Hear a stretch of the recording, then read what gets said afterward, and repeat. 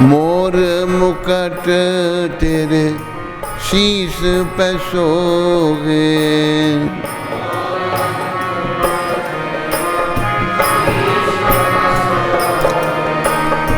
प्यारी बंसी मेरो मन मोगे,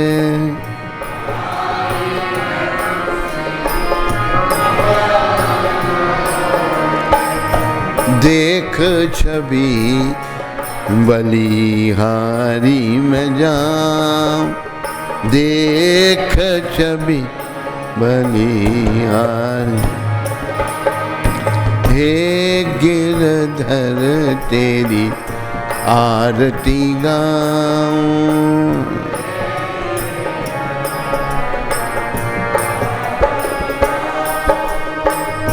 चरणों से निकली है गंगा प्यारी, चरण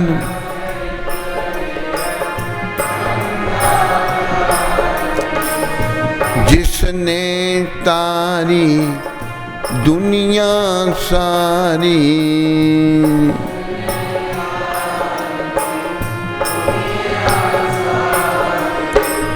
उन चरणों में शीश झुकाऊं,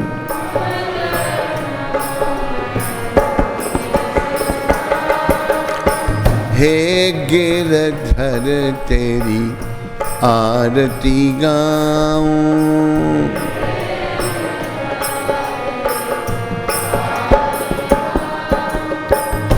संग सोहे वृष बानु दुलारी,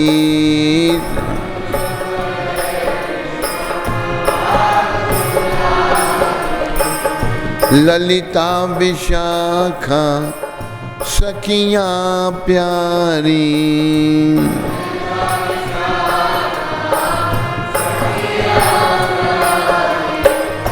युगल छवि के दर्शन पाऊं, युगल छवि के दर्शन। हे गिरधर तेरी आरती गाऊं,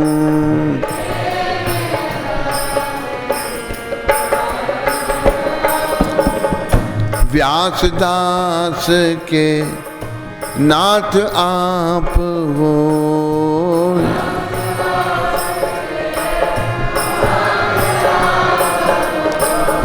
सुख दुख प्यारे साथ आप हो,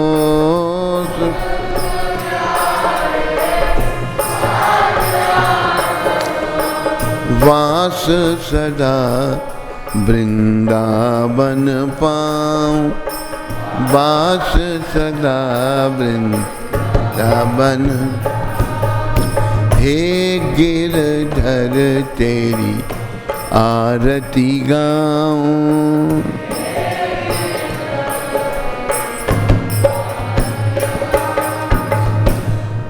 बोलो गिरधर भगवान की, बोलो राधा मदन मोहन भगवान की, बोलो राधा गोविंद भगवान की, राधा गोपीनाथ भगवान की, बोलो राधा रमन भगवान की, बोलो राधा दामोदर भगवान की, बोलो राधा गोकुलानंद भगवान की, राधा श्याम सुंदर भगवान की, बोलो गौर राधा कृष्ण भगवान की, बोलो सीताराम लक्ष्मण हनुमान की, बोलो नृसिंहदेव प्रहलाद महाराज की, बोलो गौर निताय पंच तत्व की, बोलो पतित पावन श्रील प्रभुपाद की।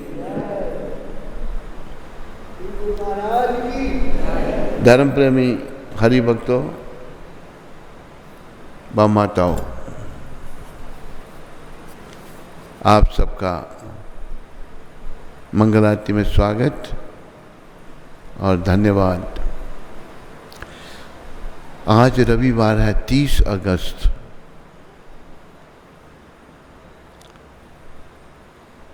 तो कल एकादशी व्रत था। आज उसका पारण 6:03 से लेकर 7:53 के अंदर अंदर, 7:53 6 के बाद, 6:03 के बाद आओ पहले प्रभुपाद का शिक्षामृत पढ़ लें। उसमें कोई आचार्य का भी कोई,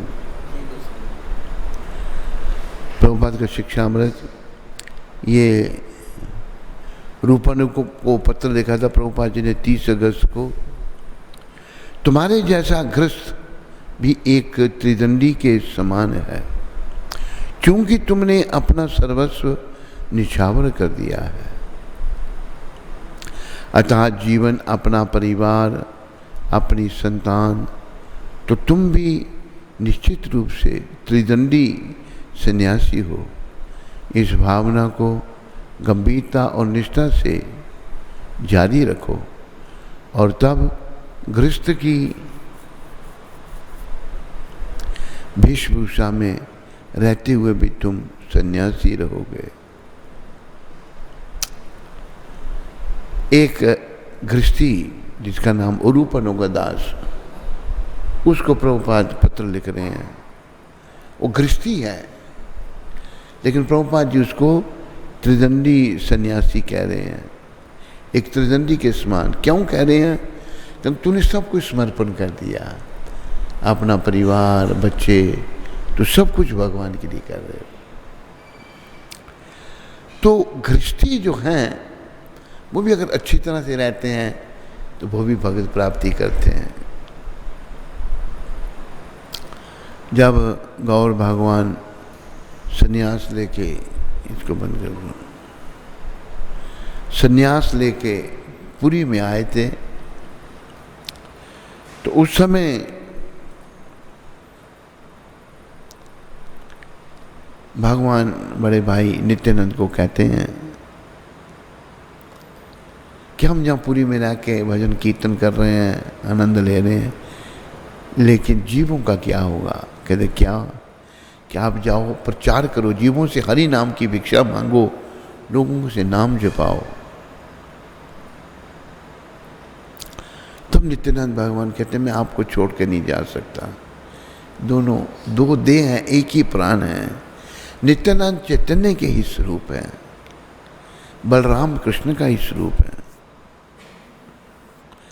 बोला फिर पतितों का उद्धार कैसे होगा? पतितों का उद्धार करो तुम, मैं तुम्हें छोड़कर नहीं जा सकता।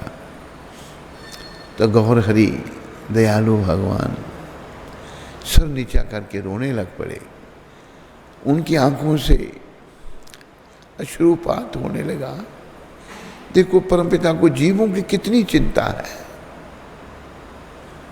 जब नित्यानंद भगवान ने अपने प्राण रोते हुए देखे, तो जो किसी को सच्चा प्रेम करता है उसको रोते नहीं देख सकता। अच्छा बोलिए क्या करना है? कि आप जाओ, लोगों से हरि नाम की भिक्षा मांगो, लोगों से नाम जपाओ, क्योंकि कलयुग के लोगों का कल्याण नाम जपने से ही होगा। तब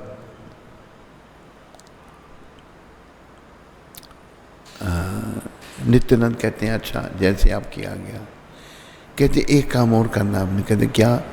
आप गृहस्थी बन जाना। कहते ये क्यों?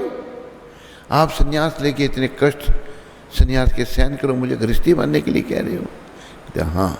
ऐसा क्यों? ऐसा इसलिए कि लोग ये ना सोचें कि केवल सन्यासी ही भगवत प्राप्ति कर सकता है, अच्छा गृहस्थी भी भगवत प्राप्ति कर सकता है। आप एक आदर्श गृहस्थी के बारे में लोगों को बताना, तो अच्छा गृहस्थी भगवत प्राप्ति कर सकता है।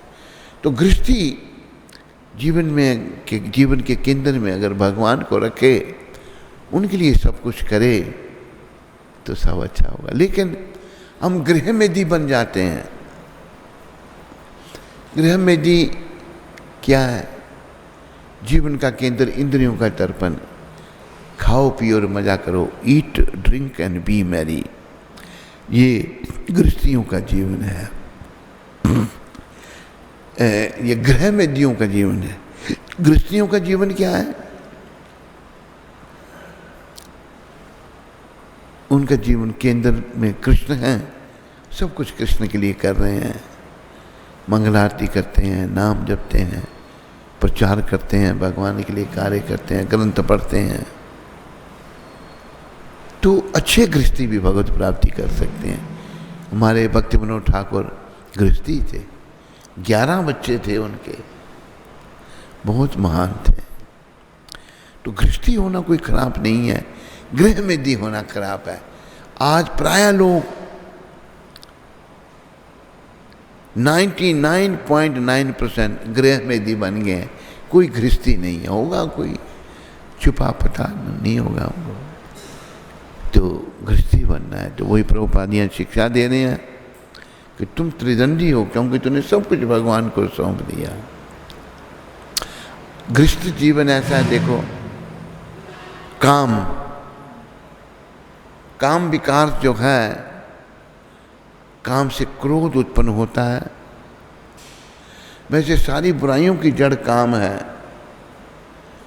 और क्रोध की बात मोह निरंतर संसार में बना रहता है। फिर लोभ लालच, फिर अहंकार। नरोत्तम ठाकुर कहते हैं अहंकारे मत होइया, अहंकारी जीव पागल हो जाता है। किसी चीज का अहंकार नहीं होना चाहिए। माटी के पुतले इतना न कर तू घुमान, पल भर का है तू मेहमान। किस बात का तू अहंकार करता है? तू थोड़े समय के लिए यहाँ पर है। तो गृहस्थी अच्छे बने और भगवत प्राप्ति करें, ये संदेश है आज का प्रभुपाद जी का, रूपनु के पत्र के द्वारा जो 30 अगस्त को लिखा गया था। तो आज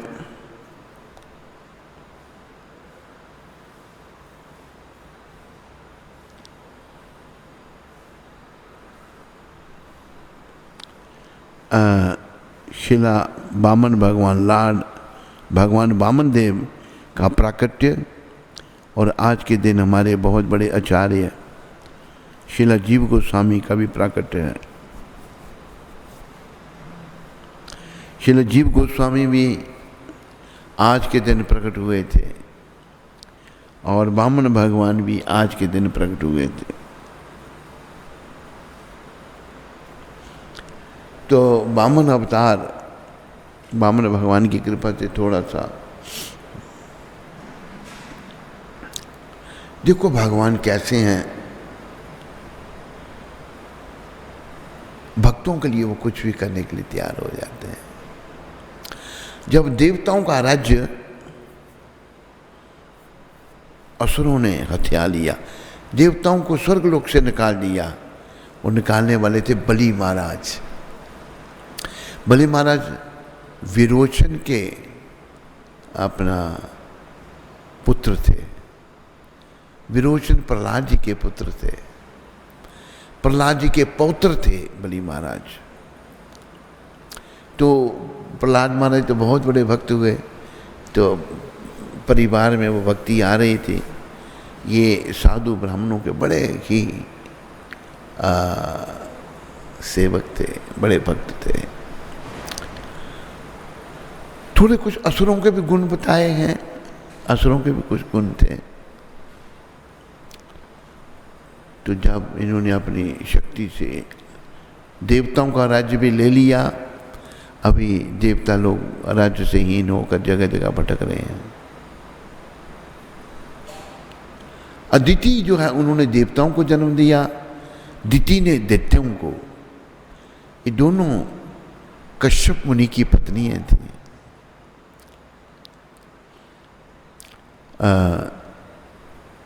थोड़े से संदेश के लिए, अदिति जो थी वो बड़ी एक क्या कहते हैं, उसने बहुत बड़ी गलती की।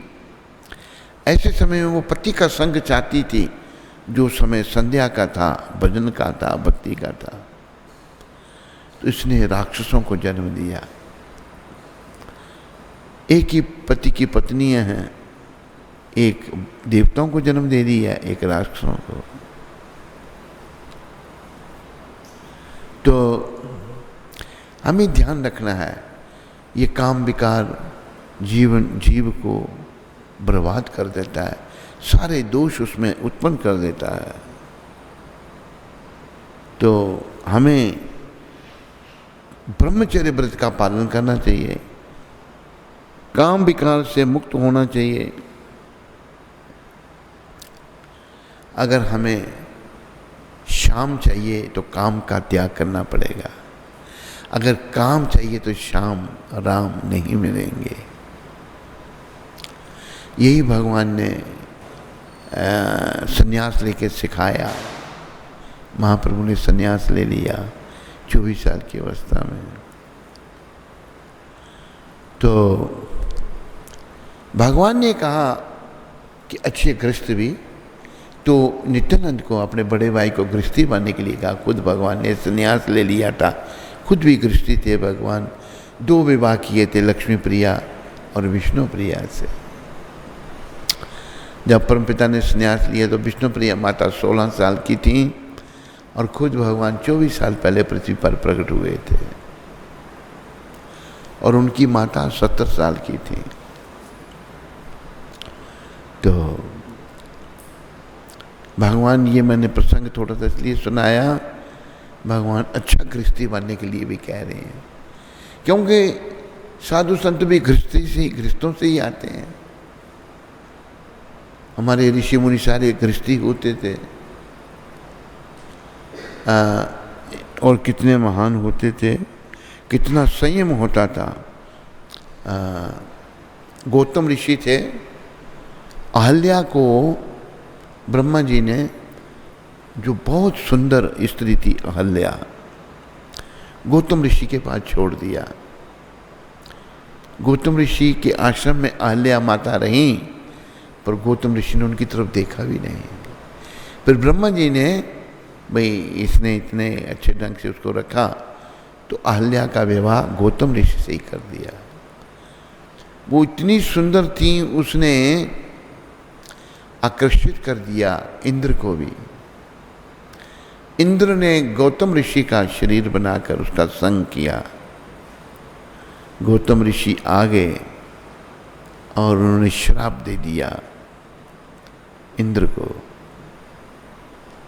और अहल्या को भी श्राप दे दिया।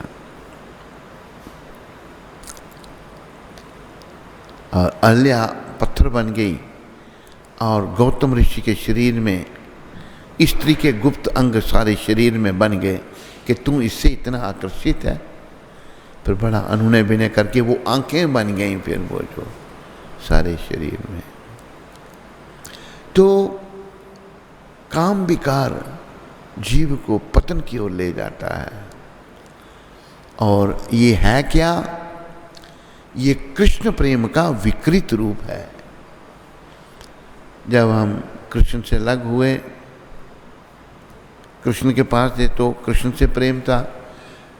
जब कृष्ण से अलग होकर अपना सुख भोगना चाहा तो कृष्ण प्रेम ने काम का रूप ले लिया। अभी अगर हमें श्याम और राम चाहिए तो हमें इस काम का त्याग करना पड़ेगा। याद रखो, ये तुला है आप सबको नरक में ले जाने के लिए। इससे बचने का प्रयास करो। नित्यानंद भगवान से प्रार्थना करो, आर कभी निताई चांद करुणा होइवे, संसार वासना मोरे कवे तुझ होइवे। हमारे आचार्य नरोत्तम ठाकुर कहते हैं, नित्यानंद भगवान मेरे पर कब कृपा करेंगे? मेरे मन में जो इंद्रियों के तर्पण के लिए वासनाएं हैं, भौतिक सुखों की इच्छाएं हैं, वो मेरे लिए इन भौतिक सुखों को समाप्त कर देंगे। और इनमें सुख नहीं है क्योंकि हम कृष्ण प्रेम से बहीन हैं, कृष्ण प्रेम शून्य है। सुख चाहना, सुख भोगना, ये हमारा स्वभाव है। हम कृष्ण प्रेम, कृष्ण से अलग हो चुके हैं। कृष्ण भूलिया जीव भोग वंशा करे, पाशेते माया तारे झापटिया तरे। जीव कृष्ण को भूल करके भोगों को भोगना चाहता है, वो माया के अधीन आ जाता है। तो बलि महाराज ने देवताओं का राज्य भी छीन लिया, पर थे बड़े वो धार्मिक, असुरों के गुण भी थे, असुर कुल में पैदा हुए वो। तो भगवान ने अदिति के पुत्र के रूप में जन्म लिया। अदिति माता ने इंद्र को भी जन्म दिया था। इंद्र का छोटा भाई इंद्रानुज, ये बैठा है इधर। तू इंद्रानुज है? हाँ, मैंने तो इंद्रानुज है, सोचे ना मैं इंद्रानुज बन गया, कहने इंद्रानुज दास हूँ मैं। तो अदिति के गर्भ से भगवान वामन देव प्रकट हुए और उन्होंने कहा कि बेटा मेरे बाकी पुत्रों का राज्य जो है बलि महाराज ने छीन लिया है। तो भगवान बलि के पास चले गए। बलि उस समय यज्ञ कर रहे थे, शुक्राचार्य यज्ञ करवा रहे थे। तो सूचना दी गई बलि महाराज को कि एक ब्राह्मण आए, ब्राह्मणों के वो बहुत बड़े सेवक थे। तो वो आपसे मिलना चाहते हैं, तो अभी तुरंत मिलना चाहते हैं। तो बलि महाराज आ गए, देखा भगवान, उनको क्या पता है भगवान वेश बदल के आए, प्रणाम किया कि ब्राह्मण देवता मैं क्या आपकी सेवा कर सकता हूँ, आपको कुछ भी चाहिए हो, मान राज्य मानिक मणि मानिक स्वर्ण भूमि जो भी चाहिए मैं आपको अर्पण करने के लिए तैयार हूँ। वचन दे दिया उन्होंने। तो बामन भगवान कहते हैं बलि महाराज हमें 3 पग पृथ्वी चाहिए बस।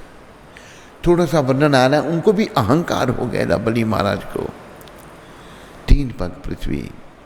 इतनी देर में शुक्राचार्य आ गए, उन्हें समझ गए सारी। शुक्राचार्य राक्षसों के गुरु हैं, सेमिनल गुरु प्रभुपाद कहते थे शुक्राचार्य को। शुक्राचार्य ने कहा देख बलि, हाँ गुरु महाराज, कुछ मत दे, ये जो बालक है बटुक, ये विष्णु भगवान हैं, तेरे को छलने के लिए आए हैं। कहते मैं इनको जो मांगेंगे, इनको वचन दे चुका हूँ मैं इनको, कहते वचन भंग कर दे। कहीं गुरु भी गलत बात कहे, शिष्य को नहीं सुननी चाहिए। पर शिष्य अगर गलतियों से भरा पड़ा है तो वो गुरु को भी गलत नजर से देखेगा। आज भी नहीं है इधर, वो क्या कहते हैं,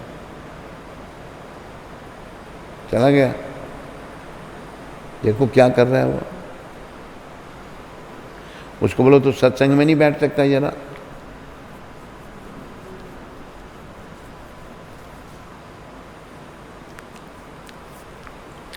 बलि महाराज ने कहा गुरुदेव मैं वचन नहीं भंग कर सकता।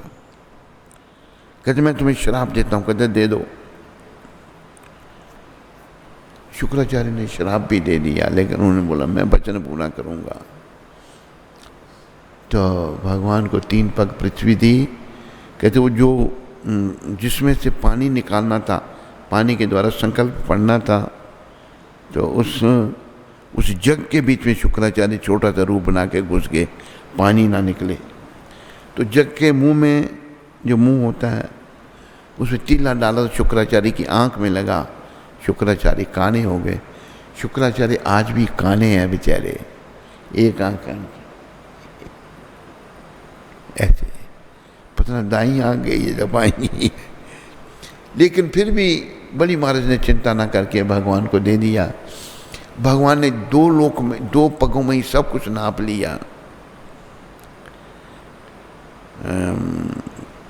ये लोग, स्वर्ग लोग, सारे लोग नाप लिए। तो भगवान ने, मतलब वामन भगवान ने विराट रूप धारण कर लिया, अपना विराट रूप धारण। 3रा पग रखने के लिए भी जगह नहीं है। तो भगवान कहते बलि तूने 3 पग पृथ्वी दी थी और तीसरा पग कहाँ रखूं? कहते प्रभु जगह तो कोई नहीं, अभी मेरे सर पर रखो। तो वामन भगवान ने बलि के सर पर अपना तीसरा पग रखा। तीसरा पग जब बलि के सर पर रखा, इतना बड़ा भगवान का पग, इतना बड़ा शरीर, बलि पताल में धंस गए नीचे। भगवान जब अपने चरण को उठाने लगे, बलि महाराज ने चरण को पकड़ लिया। पत्नी इतना बड़ा चरण कैसे पकड़ा होगा, पकड़ लिया। तो वामन भगवान कहते हैं बलि ये क्या कर रहे हो तुम, मेरे चरण को छोड़ो। कहते प्रभु इसी के लिए तो मैंने सब कुछ दिया है, इसको कहते छोड़ दो। कितना दिव्य भाव, आपके चरणों के लिए तो मैंने सब कुछ आपको दे दिया। बलि हम तुम पर प्रसन्न हैं, वर मांगो। कहते प्रभु सदा मैं आपके दर्शन करूं। तो भगवान बलि महाराज के पास द्वारपाल के रूप में बन के रहते हैं पाताल लोक में।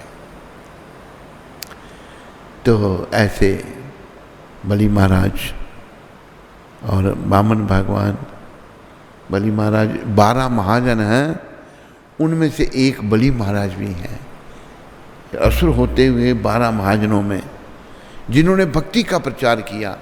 शुरू होते हैं स्वयंभू, ब्रह्मा, शंभु, शंकर, नारद, 4 कुमार, कपिल, भीष्म पितामह, मनु महाराज, प्रहलाद महाराज, यमराज, जनक, 2 और हैं। ये 12 महापुरुष हैं। महाजन येन गथा स्वपंथा, जो महापुरुषों ने जो हमारा मार्गदर्शन किया, उस पंथ पर हमको चलना चाहिए। इन 12 ने ही कृष्ण भक्ति, विष्णु भक्ति के लिए कहा। तो आज के दिन ब्राह्मण, अच्छा देखो, भगवान त्रिलोकीनाथ वामन रूप में बलि महाराज से मांग रहे हैं। भगवान भी अपने भक्तों के लिए मांगते हैं। जब भक्त भगवान के लिए मांगते हैं, देवता लोग भक्त हैं सारे भगवान के, भगवान ने उनके लिए मांगा। बस ऐसे भगवान की शरण में आ जाओ जो भक्त वत्सल हैं। बोलो भक्त वत्सल भगवान की। तो ऐसे अदिति माता को प्रसन्न किया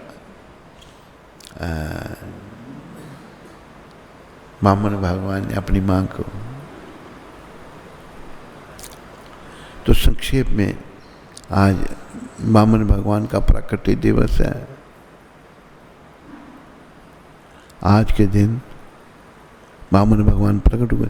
इसका व्रत कल कर दिया था, जो एकादशी का व्रत किया था वो वामन द्वादशी का व्रत कल किया था। और आज हमारे एक आचार्य श्री राजीव गोस्वामी, बड़े महान आचार्य प्रकट हुए हैं। उनका भी जीवन हम थोड़ा पढ़ते हैं।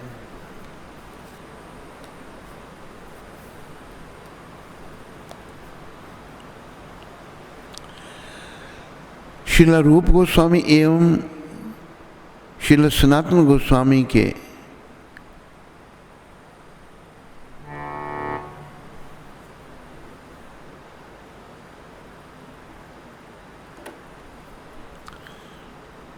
भ्रातृ के रूप में प्रकट, ये उनके भतीजे थे। श्रील जीव गोस्वामी श्रील रूप और श्रील सनातन के, उनके भाई के बेटे थे।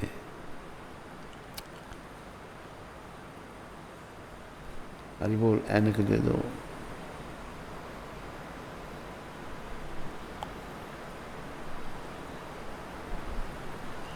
श्री जीव गोस्वामी में एक महापुरुष के समस्त आकर्षक लक्षण। ऐनक का पता किया तूने? किसी को भेज मंदिर से उधर।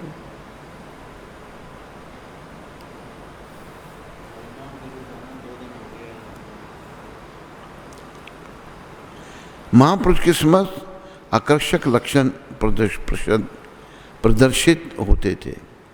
उनके नेत्र कमलदल के समान, उन्नत नासिका व ललाट, विशाल वक्षास्थल, अजान बाहु तथा उज्ज्वल स्वर्णिम देह थी।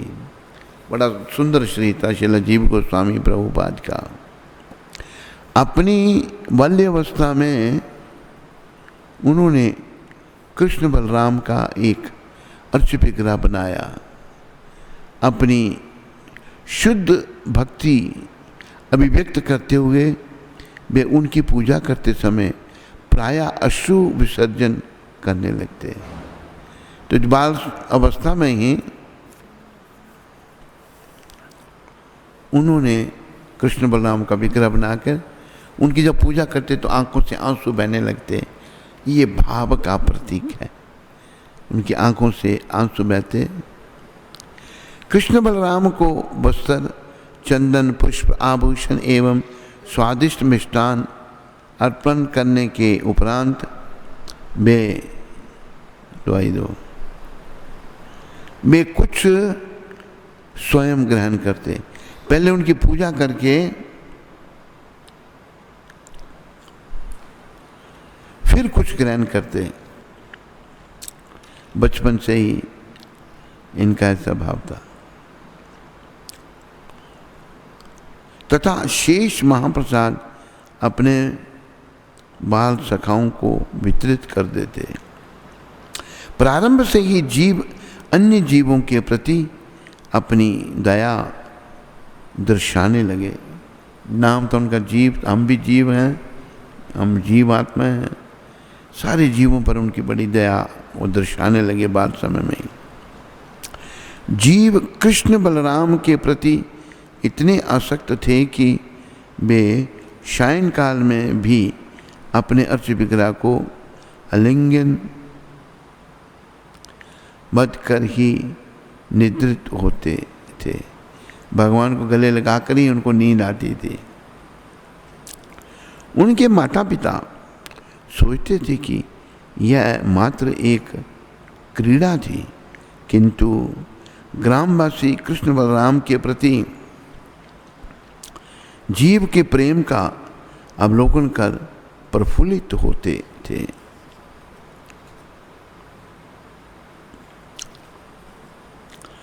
पाठशाला में उन्होंने त्वरित संस्कृत व्याकरण, काव्य, न्याय, दर्शन आदि में दिवंगता प्राप्त कर ली। श्रीमद् भागवत उनके जीवन को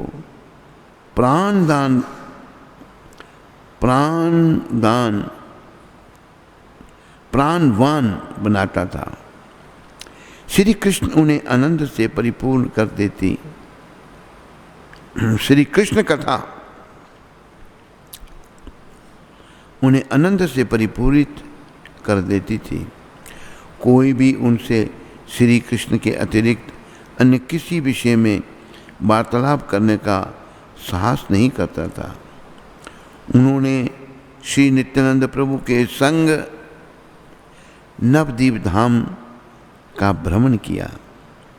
वाराणसी में संस्कृत का अध्ययन किया तथा तदुपरांत वृंदावन में वास किया। श्रील रूप गोस्वामी का चरण प्रक्षालन करना, उनकी लिपियां तैयार करना तथा उनके ग्रंथों के संपादन जैसी विनीत सेवाएं करने के उपरांत उन्होंने दीक्षा प्राप्त की। इन्होंने अपने चाचा से ही दीक्षा ली, श्रील रूप गोस्वामी से। एक बार एक वृद्ध वैष्णव वल्लभाचार्य ने श्री रूप गोस्वामी की रचनाओं के विषय में आलोचनात्मक विचार प्रकट किया। आदरणीय वल्लभ से अत्यंत कनिष्ठ होते हुए भी श्री जीव दृष्टतापूर्वक अपने गुरु के पक्ष में बोले। श्री रूप गोस्वामी ने श्री जीव गोस्वामी को प्रताड़ित करते हुए वृंदावन त्यागने को कहा।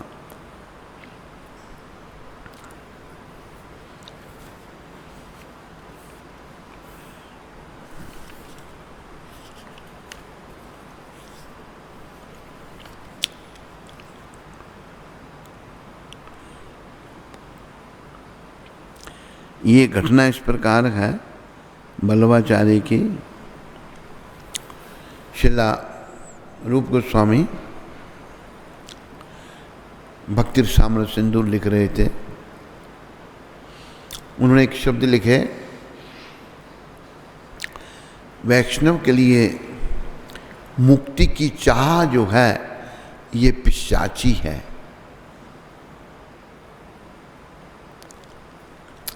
तो ये बल्लभाचार्य ने पढ़ा, कहते मुक्ति के लिए ही तो हम सब कार्य करते हैं, आपने ये ठीक कर दीजिए इसको।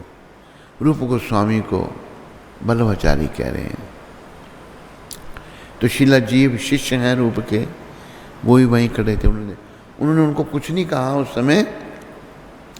उन्हें यमुना जल भरने के बहाने से वो गए उनके पीछे बल्लभाचार्य के, और उनको कहा आपने मेरे गुरु महाराज की गलती निकाली है। उन्होंने मुक्ति को पिशाची नहीं कहा, मुक्ति की चाह को पिशाची कहा है। मुक्ति की इच्छा भी नहीं होनी चाहिए, केवल कृष्ण प्रेम बस। तो बल्लभाचार्य प्रभावित हुए। वो फिर रूप गोस्वामी प्रभुपाद के पास आए, कहते वो बालक इधर था, कहाँ गया? कहते क्यों, बड़ा मेधावी बालक है, मैंने गलत आपका आलोचना की, आपने जो लिखा बिल्कुल ठीक लिखा, मैं ठीक तरह से समझ नहीं पाया। श्रील जीव गोस्वामी आए जब, तो रूप गोस्वामी उन पर नाराज हो गए। किसने कहा तेरे को जाके उनका सुधार करने के लिए? क्यों किया तूने ऐसा? निकल जा यहाँ से। वृंदावन छोड़ने के लिए कहा, बेचारे चले गए।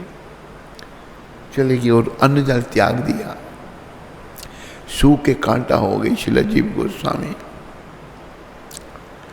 तो वो एक जगह पड़े हुए हैं बेचारे, खाते पीते कुछ भी नहीं। तो श्रील सनातन गोस्वामी, श्रील रूप के बड़े भाई, वो वहाँ आए, देखा जीव बेहोश पड़े हुए हैं। आए रूप के पास, रूप उनको गुरु की तरह मानते थे। रूप तुम्हारा भक्ति रसामृत सिंधु का कार्य कहाँ पहुँचा? कहता जीव जब होता साथ में तो काम आगे बढ़ता भी थोड़ा धीमे चल रहा है। तब सनातन गोस्वामी कहते हैं तूने ये निश्चय किया सारे जीवों का उद्धार करना, अपने जीव को छोड़कर। मैं जीव को देख के आऊँ, अन्न जल का त्याग कर दिया है, कभी भी वो शरीर त्याग सकता है। तो बड़े भाई के कहने पर जीव को वापस बुला लिया। जीव गोस्वामी बिल्कुल शुद्ध कर दिए, वो शुद्ध ही थे, बचपन से ही शुद्ध थे। गुरुदेव की कृपा से फिर उन्होंने अन्न जल स्वीकार किया। और वो ये प्रसंग इस प्रकार है।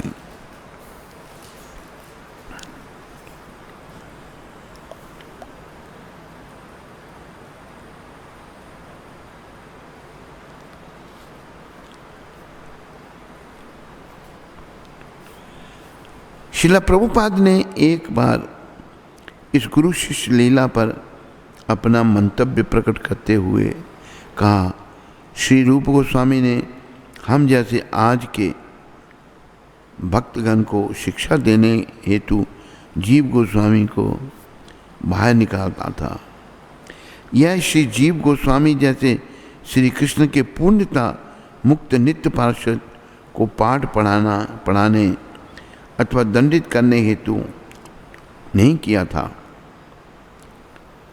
रूप गोस्वामी ने समस्त जीवों को वैध सिखाने के लिए जीव गोस्वामी को वृंदावन से बाहर निकाला था, जो उन्होंने उपदेश अमृत में लिखा है।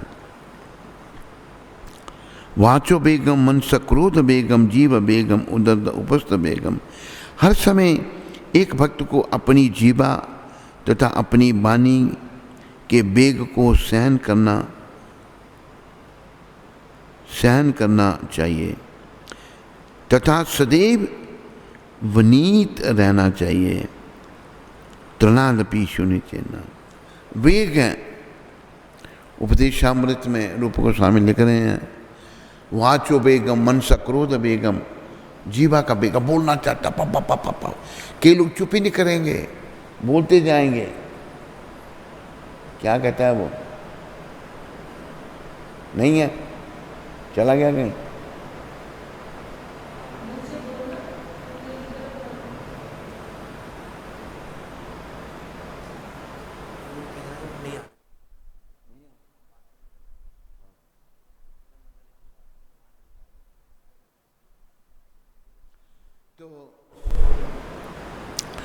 बोलते हैं हम, ये वेग है, वाणी का वेग, वाचो वेगम, मन का वेग, मन से क्रोध वेगम, क्रोध का वेग है, क्रोध आ जाता है हमको बहुत बड़ा।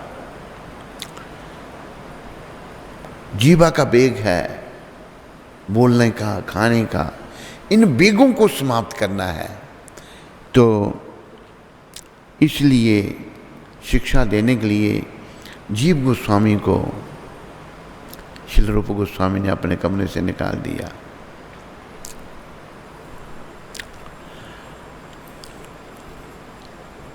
अपने आश्रम से ही निकाल दिया और वृंदावन से भी निकलने के लिए कहा। वो प्रभुपाद बता रहे हैं कि अपने वेगों को हमने रोकना है।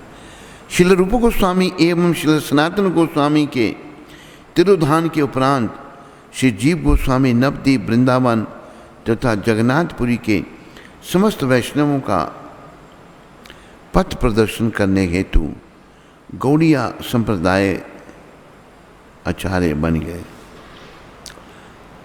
यद्यपि वे सर्वमान्य अग्रण्य थे, वे सर्वदा समस्त जीवों के एक विनीत सेवक के समान व्यवहार करते थे। जब भी बंगाली वैष्णव वृंदावन की यात्रा हेतु आते, वे प्रेम पूर्वक उनका स्वागत करते, उनके लिए सुखकर निवास कक्ष एवं प्रसाद का प्रबंध करते तथा ब्रजमंडल परिक्रमा पर उनका मार्गदर्शन भी करते।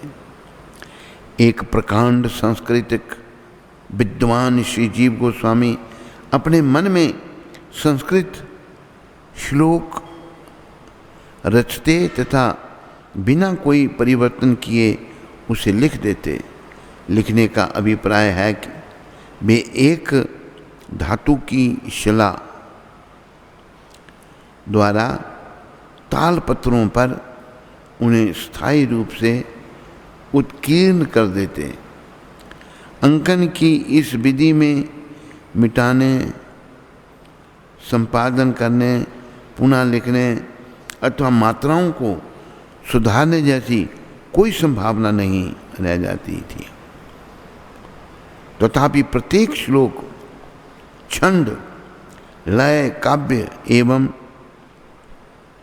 अर्थबोध की दृष्टि से एक परिपूर्ण अमूल्य मणि सम होता था। वे भारतीय इतिहास के महानतम दार्शनिक थे। समकालीन संस्कृतज्ञ उन्हें अब तक संभूत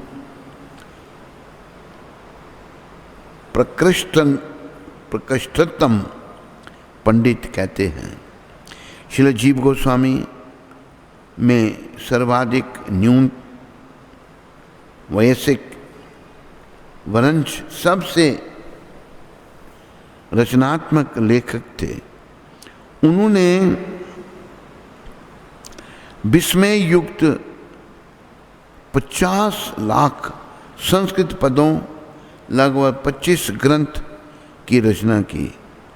उनके ग्रंथ सिद्ध करते हैं कि श्रील जीव का दर्शन वैदिक ज्ञान का सार तथा धर्म की पूर्णता प्रदान करता है।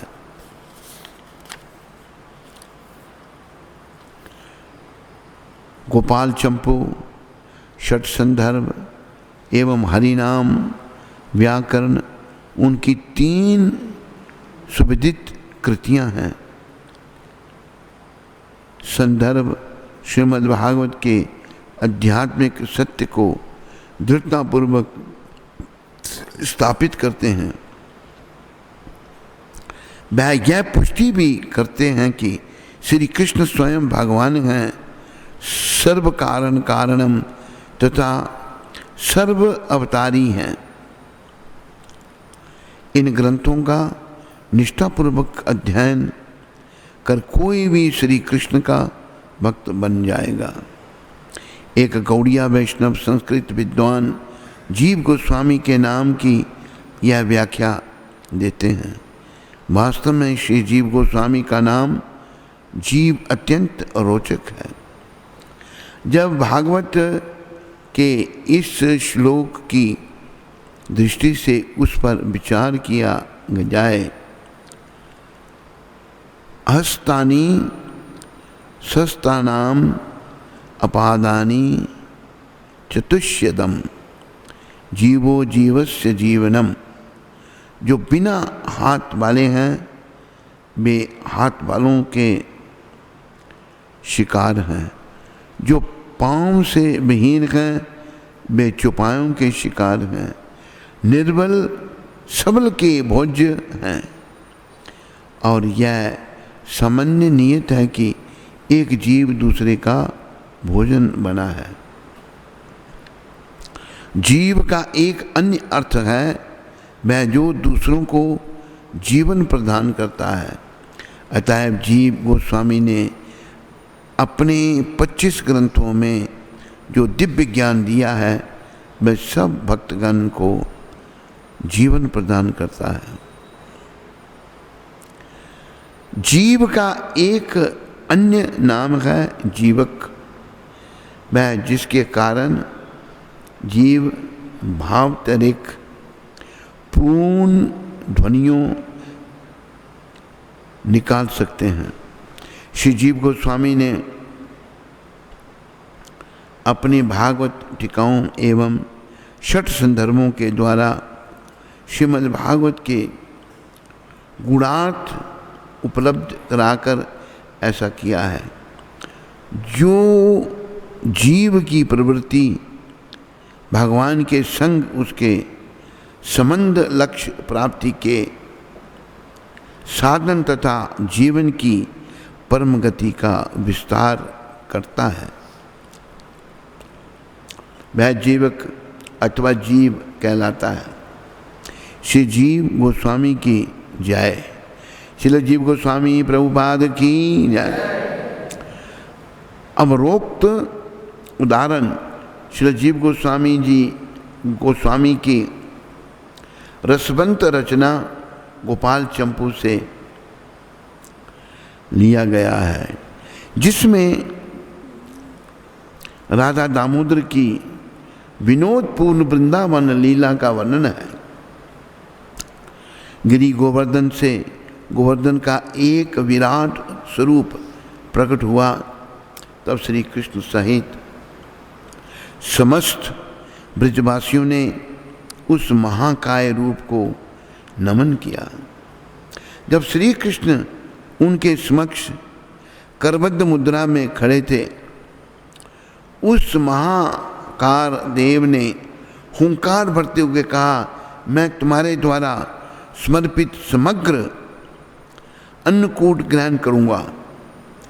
उन्होंने वह सबका खा लिया तथा पर्वत के चारों ओर उपस्थित कुंडों के जल को सर्वतोभाव से ग्रहण कर लिया। ब्रिजवासियों द्वारा निर्मित समस्त व्यंजनों को अपने दाहिने हाथ से खाते हुए उन्होंने अपने बाएं हाथ की तर्जनी द्वारा इंद्र को उद्देश्य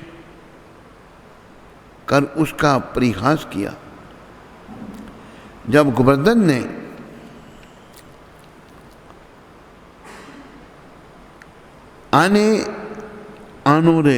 आनोरे कहते हुए और लेने के लिए अपने हाथ फैलाए, तब गोपगण वहां से भाग खड़े हुए। आचार्य रानी जानवा देती ठाकुरानी के अनुरोध पर श्रील जीव ने श्रीनिवासाचार्य नरोत्तम दास ठाकुर व श्यामानंद प्रभु के माध्यम से अपने लेखों को वृंदावन से बंगाल भेज दिया। उन्होंने उनका बंगाली अनुवाद कर उन्हें बंगाल एवं उड़ीसा में सर्वत्र वितरित किया। उन्होंने व्यापक रूप से प्रचार भी किया तथा सहस्रों भक्तगण को दीक्षा दी। 1542 में श्री जीव गोस्वामी ने वृंदावन के सेवा कुंज में श्री श्री राधा दामोदर के पूजन की स्थापना की। उनकी समाधि मंदिर परिसर में विद्यमान है। राधा दामोदर की नित्य वृंदावन लीला में श्रील जीव गोस्वामी विलास मंजरी हैं। जीव गोस्वामी विलास मंजरी के अवतार हैं। बोलो श्रील जीव गोस्वामी प्रभुपाद की। तो इन्हीं शब्दों के साथ आप सबका धन्यवाद। कोई प्रश्न तो नहीं किसी को? खुशबू अमृतसर से हैं? अमृतसर से खुशबू। हरे कृष्णा गुरुजी, दंडवत प्रणाम। मुझ पतित पर अपनी कृपा बरसा कर मेरा उद्धार करें। मेरा प्रश्न है कि अपनी वाणी पे कैसे कंट्रोल करें। खुशबू माता, अपनी वाणी पर कंट्रोल करने के लिए प्रयास करो केवल प्रसाद खाना भगवान का, और प्रयास करना है कि भगवान का नाम। जब खाना पीना हमारा अच्छा नहीं है ना, आहार विहार अच्छा नहीं है, तो जुबानी पर कंट्रोल नहीं होता। हमें आहार विहार पर कंट्रोल करना है, तो खाना केवल प्रसाद खाना और कुछ नहीं खाना, और भगवान का नाम लेने का प्रयास करना। ऐसा करने से धीरे धीरे वाणी पर कंट्रोल होगा।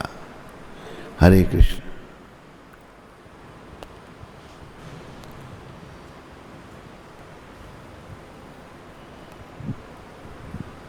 हरे कृष्णा। तो आज मोहिनी माता जी ने गौ सेवा और भगवान की सेवा अपनी भेजी है, तो उनका और उनके परिवार का श्रील प्रभुपाद आश्रम उधमपुर के सभी भक्तों की ओर से बहुत बहुत धन्यवाद। हरि बोल। गयाना से प्राण गोपाल प्रभु जी ने मंदिर में सेवा भेजी है, तो उनका और उनके परिवार का श्रील प्रभुपाद आश्रम उधमपुर के सभी भक्तों की ओर से बहुत बहुत धन्यवाद। और उधमपुर से पवन शर्मा जी ने भागवतम की सेवा की है, तो उनका और उनके परिवार का श्रील प्रभुपाद आश्रम उधमपुर के सभी भक्तों की ओर से बहुत बहुत धन्यवाद। हरि बोल। किसने गंगो माता, पहला गंगो माता बोला, गंगो माता नहीं ना। हरे कृष्णा। सत्संग चैनल पर चल रहे श्री गुरु महाराज जी का कार्यक्रम जो रोज़ सायंकाल को 8:40 पर प्रसारित होता है, उसमें आज का जो ये सहयोग भेजा हुआ है वो है श्री बाबूलाल मीना जी, अलवर राजस्थान से। तो हम सभी भक्तों की ओर से एवं सत्संग एग्जीक्यूटिव कमेटी की ओर से श्री बाबूलाल मीना जी का और उनके परिवार का हार्दिक धन्यवाद करते हैं। हरि बोल।